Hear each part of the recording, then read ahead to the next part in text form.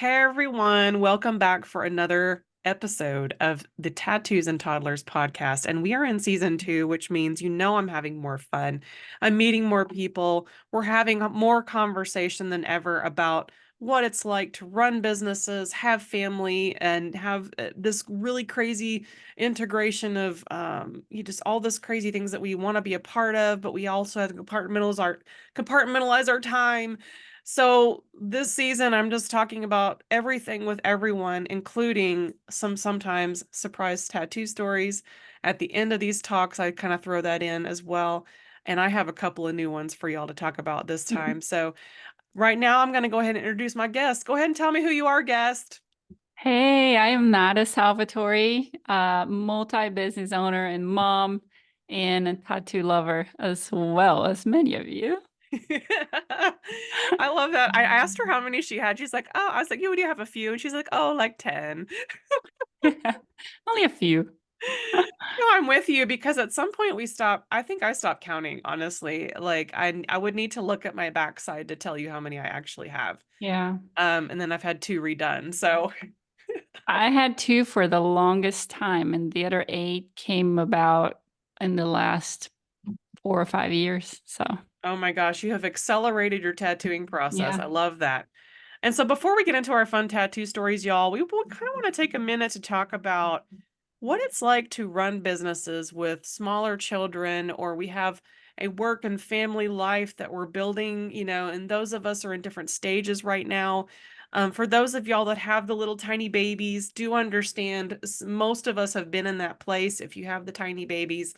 Netta and I have definitely got some older kids happening now. Like my baby just turned 7. You said yours were 7 and 10? Yeah. Yeah. 7 Seven and and 10. 10.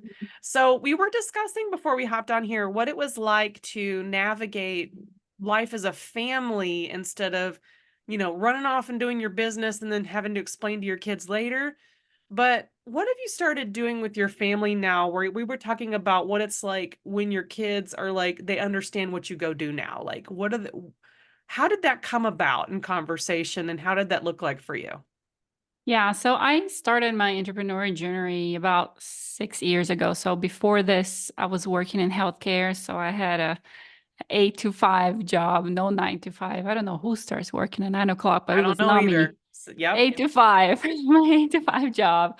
And so does my husband. So at that time, the kids were little, they were babies or toddlers and they didn't understand a lot. So when I started this journey of having my own business and really having to dedicate time differently to now my new work is when I started hearing some of the, oh, mommy, where are you going? And why are you leaving again?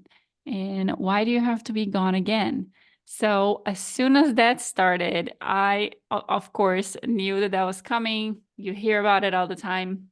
And I made a decision right then that I was not going to feel guilty. I wasn't going to let that get to me, that I was going to find a way to work that out into just the day to day and that be part of what we do. So since my kids were little, so started 6 years ago, I've been telling them about I work the same, like I have a job just like daddy has a job because they would never question daddy why daddy wasn't here at a Right, certain time of right. the day, right? So, but why mommy's not here? It's always a question. So I did not let myself fall victim to that. So very early taught them to understand, hey, I have a job just like daddy. We count our hours differently. So daddy works certain hours during the day. Mommy works different hours during the day. Mommy works some hours during the week. But I'm also the one that takes you to school and pick you up because I have more flexibility. And, just explaining to them and helping them understand. And don't think they're too young to understand. Yeah. Talk to them like they're grown-ups, Even if explain they to don't them. get it right away, they're gonna Yeah. The eventually more they hear it, repetitive. Yeah. the more they understand it, the more they see it. So, and the less they're going to make you feel guilty about having to go places. I also help them understand that because of the job I do, we have certain things that we have that we wouldn't be able to have. There's a pool on the backyard of my house. Do you like that pool? Yeah. Well, we wouldn't have that. Mommy didn't go work sometimes on the weekends. So just, helping them understand that there is a reason behind what I do, that I do love what I do. And now when I go out to a wedding, what I get is I get high fives. I get high fives from my kid and they say, "Go get it, mommy. Like, go kill it." And they are now motivating me and making me feel good about going out and working instead of asking me, why do I have to leave again? Oh, that's so sweet. I mean, it's such a great opportunity to have a teachable moment is one of my new phrases now. A Hmm. teachable moment with our children, showing them what we are doing and you see the fruit of the labor kind of a thing. Like, Yeah. you go see mommy working or daddy working and you see the fruits of the labor, and most kids, unless you really, like, you've gotta really explain to them, like, "This house didn't just come out of nowhere," or "Food on the table doesn't just come out of nowhere," like Yes, helping them understand, but and then also I help them see the difference. Like you can work for somebody, you can have your own Yeah, business. So yep, my daughters love to say, my mommy is the CEO of 5 businesses. She's like, mhm. they're just so proud of it. And they go around telling people and they talk about it. And, yesterday I was not feeling good. So they were worried about me because I don't get sick very often. And I wasn't feeling good enough to consider going to the hospital. That's how bad it was. If you hear Yeah. me saying I need to go to the hospital, it's probably not good. And my little one wrote me a note and it says, Slay Queen, I hope that you feel better soon. It's like, Oh, that is how so cute is sweet. that?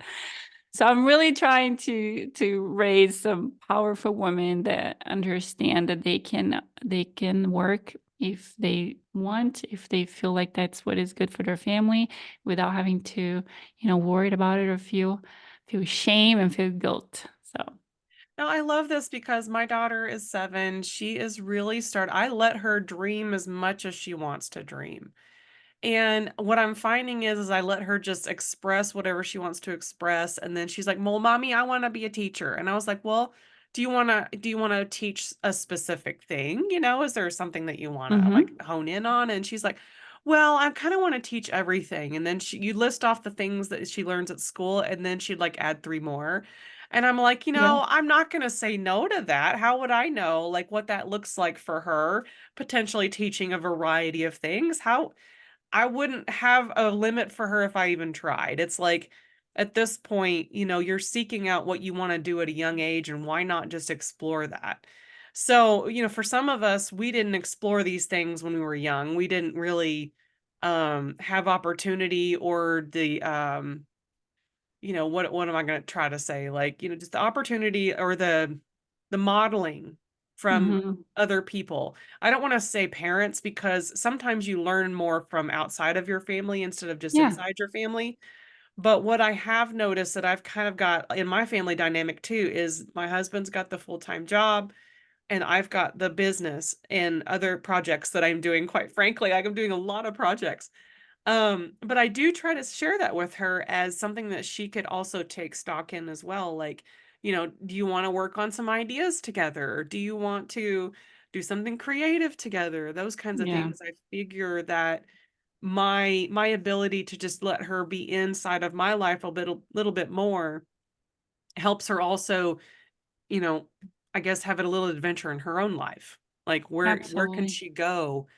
And what things are limitless and what things have limits, and stuff like that. So, I just love that we can learn a lot from our kids. Would you say that we could learn a lot from our kids? Oh gosh, every day. If you are paying attention, which you should, you should be learning. We just had this conversation the other day.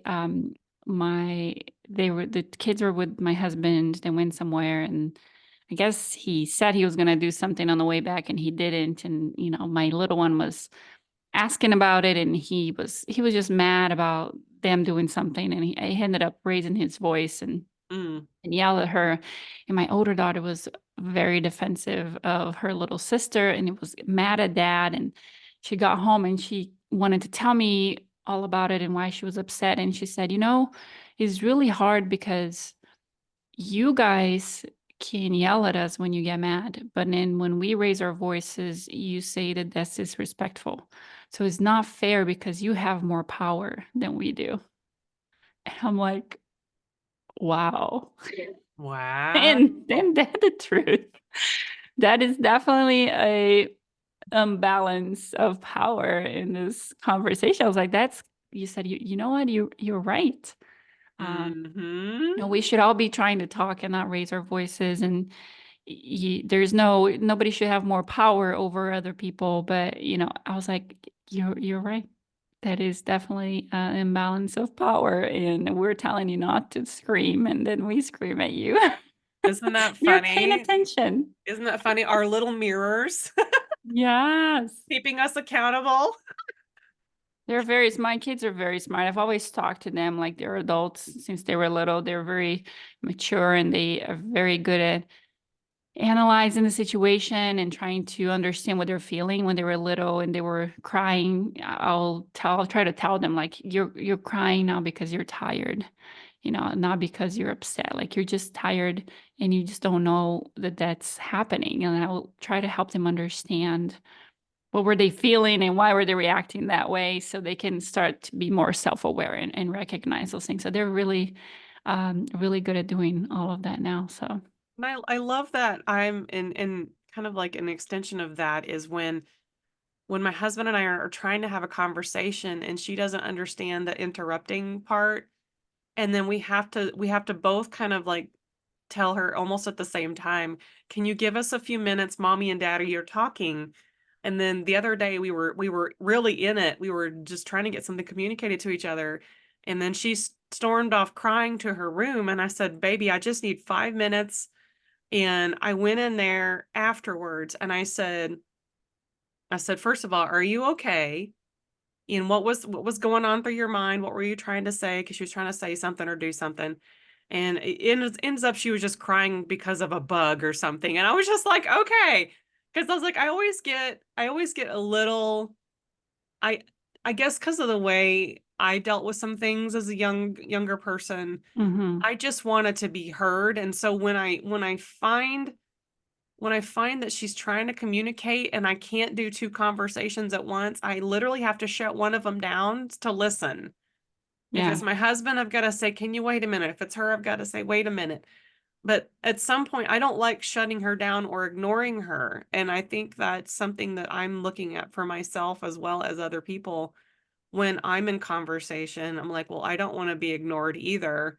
So I just kind of look at her as her little, her little self is forming and she's so bold, so much bolder than I was to communicate. And Yeah. I reassure her in her communication because I think it's just vital. It's vital to me, it's vital to my husband, it's vital to who we are, to express who we are, whether it's good, bad, or whatever we're going through. Mhm. To be able to communicate it has just been so helpful to like first of all, I'm an older mom anyway. So I'm an older mom, but I'm like, I'm also in this mode of learning how to communicate better. And it's been so helpful to have a younger kid to Yep. like bounce things through as I'm learning. Like I'm learning and relearning as an adult. As you should. As you should. Yes, yes. And so it's like, we're talking about like, how do we craft our lives and, how are we putting them together with our family units? And, maybe this is a silly question, but do we also try to talk to our families about just being happy instead of just being so focused on work all the time that we don't realize that maybe we're not even happy with where we are, Mhm. but and then showing our kids how to navigate that too. Like, how do you Yeah. navigate this kind of stuff? I have kids before, not too long ago, actually, and I gave them I love giving them scenarios and see what they would do Mhm. about things. So I make them think for fun. That's so fun. So I asked them, like, if you could choose between having a job where you get paid a lot of money, but you don't really like that job that much, or if you can do a job that you really love, but you didn't get a lot of money, what would you do? They're like, oh. It makes them think and then start putting them into those situations that will probably come up in the future. We all have been in that job that maybe, you're locked in there because you like the benefits and the money that you get, but you don't love what you do. versus trying to do something that you really love, but you're not making as much money. So I love asking those questions. We actually have a game in our house. It's a card box game that you can pull out when you're having dinner and Mhm. ask for random questions, and everybody has to give their answer. And usually the kids have to answer first and then the parents answer. And it's just a fun way to try to understand how they think. Yeah.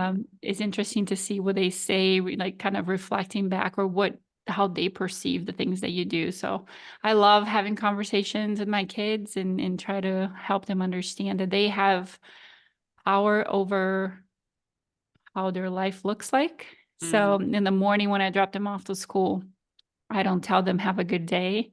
I tell them make it a good day. Mhm. And they know I say that because they have the choice to make it a good day or a bad day. Doesn't matter what happens to them. It's their choice. So we always say make it a good day instead of have a good day. Well, that's Which great is because it's really you cute. take ownership Yeah. of it, right? Like, you take ownership of it, your Yeah. attitude, everything. That's great. Yeah. Don't let things happen to you. You decide how they affect you. Yeah, and I'm so we're in the final weeks of school here, so it's high emotional time for me, just kinda looking at my Mhm. calendar like, "Oh my gosh, we're gonna be celebrating a lot of things as the school year winds down," Yeah. and she's my only child, and so it's like one of these things, like, my I have people in my life where they already have seniors and they're graduating high school, or Oh some of god. them are going off to college, and I mean, I didn't start this till 7 years ago, so I'm sitting here like, is every year for me gonna be like, "Oh my god, we're almost done with this grade, and I can't believe we're almost done with 1st grade," kind of a thing, and I'm like, "In just a few short months, she's gonna be in 2nd grade. What am I gonna do?" Yeah. I don't know. I don't know if it gets any easier. I'm getting more worried the older they get because just hearing about everything that goes on, in middle school and all that is definitely getting me some lack of sleep. Right. Yeah, yeah, there's and some of us have all grown up differently, we've all grown up in different cities, countries, whatever, what have you. And it's like I can't apply much of what my childhood was to my Yeah. child because her life is gonna be vastly different. Yeah. But I can always apply some kind of a wisdom that I've learned over this amount of time. But yeah, as our culture has changed, right? Like it gets a little unnerving sometimes to keep up with it because we almost kind of have to keep up with it a little bit to make Mhm. sure we're looking out for our kids as best we can. And technology is one of those things that is feels like it's on fast forward right now. Um, Yeah. going from she's so funny. She sculpted a phone out of Play-Doh, but it was a phone that we would use in like the 80s. So it's Oh. like it's a little phone with a base and a little rotary thing. So I was just laughing about that because she has no idea what it was like to use one of those, but she Mhm. has an idea of the graphics of it. It's So interesting. I'm wondering what, as things progress and as we have this blend of all these generations together of all this technology that, it's going to be interesting to see us all like teaching each other things too. Like Yeah. very They have interesting. access to so much. It's hard for, their developing brain to understand and being able to decide what is to be taken and what's to be ignored, and it's gonna be hard, and it's gonna be hard for us to help them navigate because we didn't go through it. Yeah, we're So, having to learn on the fly, some of us. yeah. And it's fine. It's fine. I think, in the end, we all get the same decisions every day. We get the same amount of time that we're going to spend every day. And where we spend that time is kind of why I like having these conversations too, is because some of it is sitting down with our families and having long conversations or short conversations about just things in our lives, but also discussing things in the world or discussing things in our world, like just our little Mhm. spheres and then the big sphere of everything that's going on. So, as we're kind of thinking about, how we compartmentalize everything and we talked about the guilt thing earlier, which I thought was great because I still kind of talk about that every once in a while with some people. Um, And sometimes I feel like I make up for it on the weekends I am home. Like, I feel like, do you ever have these moments where you're like, you feel like you have to make something up to the kids because you had this amount of time that you were spending working, but then you have this one amount of bit of time here that you feel like you could really have some good quality time with them, and it pretty much alleviates the guilt before the guilt starts? Does that make sense? I, I hear you. I think, like I said, I try really hard not to let the guilt come into my life to begin with. But I also realized that as much as I feel like, oh my gosh, maybe I need to spend more time with them this weekend because I'm free, they can care less about spending time with me sometimes. They're ready to go outside and play with their friends. And, it's like, I'm not going to make all these plans. And then you get to like, let's go do this. And they're like, oh, but we were going to go to the pool and so and so. And you're like, wah, wah, wah. That is so cute. Like, see, you she's know? a mommy's girl for me. She's attached to me. So it's like she very plainly says to my face, Mommy, I want you to play with me. And I'm sitting here like, uh, what are we gonna do? Yeah, Like, I read this book by Shonda Rhimes, who wrote Grey's Anatomy, and she had her year of yes. So she had to say yes to everything that was asked of her, which was a very interesting concept. She never went to anything. She never went to any award ceremonies or parties. She's like always working, working, working. So during that year of yes, she, whenever her kids came and asked her to play, she would stop writing and she would go play. She's like, I just have to. It's the year of yes. And what she ended up finding out is that they would play with her for 5 or 10 minutes and they would get bored and go do something else. So it wasn't, she ended up not having to good spend for as much her. She must have time. very interesting children. Yeah, yeah. And they're like, yeah, we're good. Like we got our fix of mommy. And then they'll move on to the next thing. So she was realized that she could have said yes a lot more earlier because it wasn't going to take as much time as she thought it would, and that it just felt good that she prioritized spending that time with them. But then also realized that they were not that into her as much as she thought they were. So, That is so funny. That is so not my daughter. I kind of wish it was some days. And she's so creative though, which I love. I love seeing little ones figure out who they are and how they express themselves, which is great because it lets me know how much do I have in my cup right now to even give out. Like, I'm mhm. not saying I don't have enough left over for my family, but I'm sorry, Yeah, but if I'm tired, it's really hard to keep pouring from the empty cup. yeah. And if I don't got anything left, I feel like I'm shortchanging her anyway. So it's like I have to literally sometimes I try to tell people, um, I feel like when she's in the room, my brain doesn't work. So I can't do two things at once anyway. Mm, So when she's in here, she almost has my whole attention, whether I like it or not. So it's like I have to like if I'm in the middle of an email, I've learned this now. If I'm in the middle of an email or if I'm writing something and it's in my head and I haven't gotten it out yet, if somebody interrupts me, it takes me forever to get back to it mm, because I've been interrupted. And so I've tried to watch myself when I'm speaking or when I'm doing something for work and then she asks me something, I have to tell her like just give me a few minutes while I finish this thing because if I don't, it's not coming back. It's really yeah. not. It might be too because she's an only child, right? Like She's an I only have, child, so I yeah, kinda don't have yeah. anybody else buffering the energy. Yeah, I have my two have each other, so I Yes. feel like that helps a lot too. Yes, and I think that's the different dynamics as I meet more people that are learning their own family dynamics. Like, if she had a sibling, I'd probably be yelling a lot more than I would because of the sibling stuff. Because I had a sibling. Blah, Yeah, blah, blah, blah, blah, blah, blah, yeah, blah. yeah, But I'm also aware that our lives are completely different. The way my husband and I have lived our lives is different than our parents and then the parents before them. yeah. Her childhood's gonna be different simply because of the fact that, I'm in my late 40s now and not having another sibling anytime soon. So, Mhm. there will be no more siblings in this house that, besides the cats. The cats are great.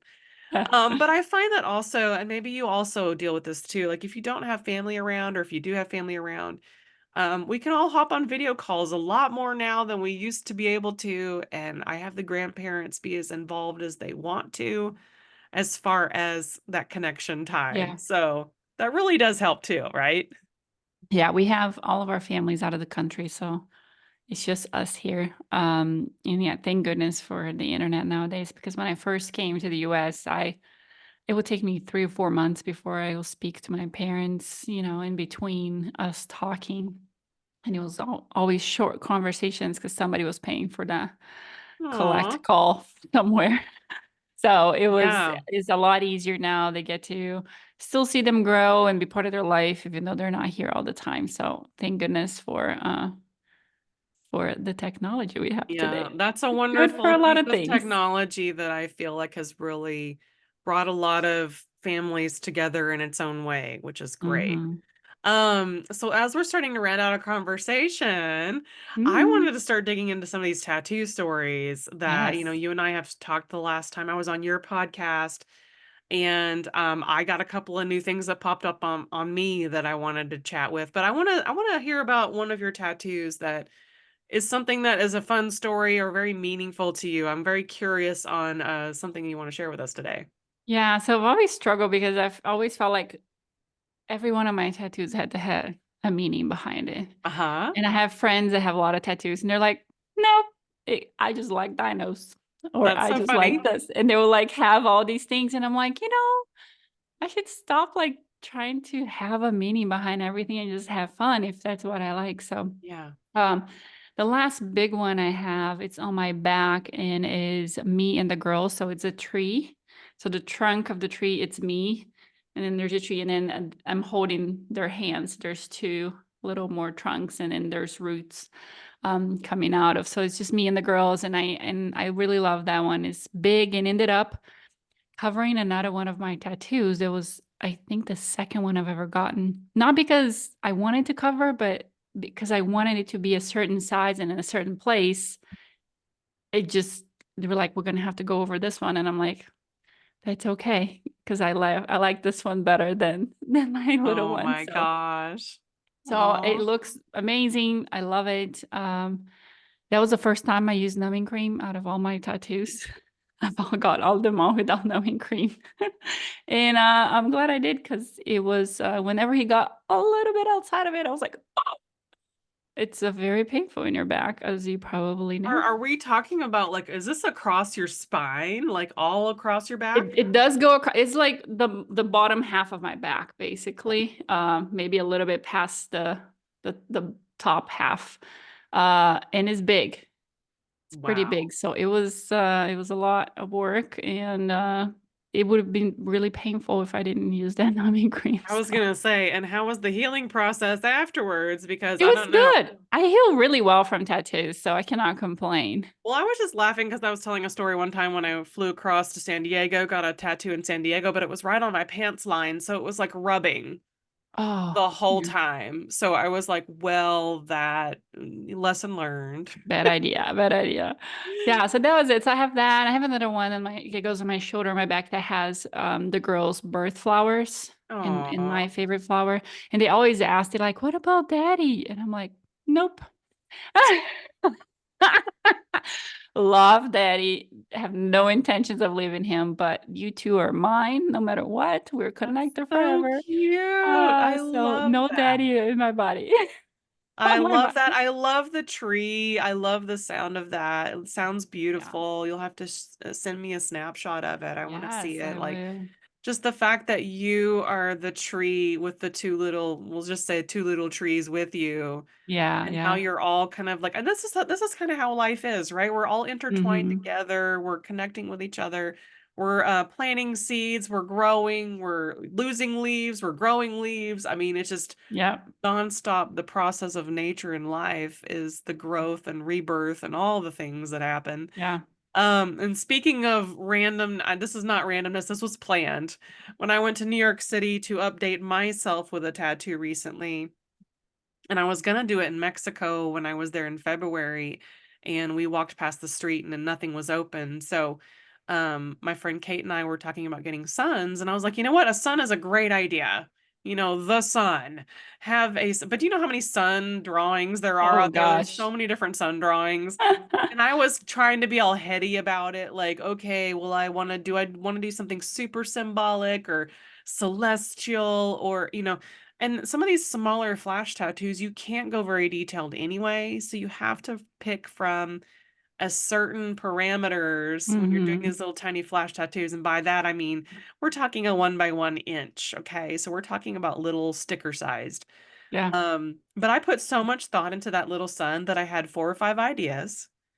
And then I walked into the tattoo shop and I was like, can you like merge these two ideas? And thankfully he did.